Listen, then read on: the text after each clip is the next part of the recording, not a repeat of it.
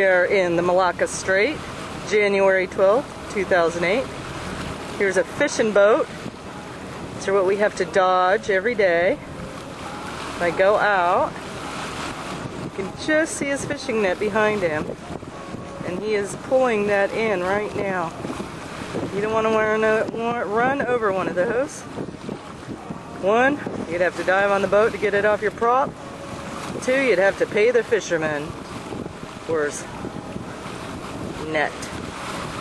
I don't know if you can see in the distance, but there are probably about 10 of these guys out here. So here they all are. One,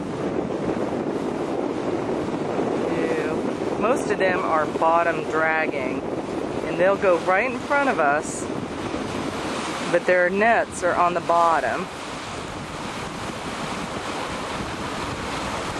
So we can pretty much go right behind them. We try to give them as much as possible. They're out here doing their job.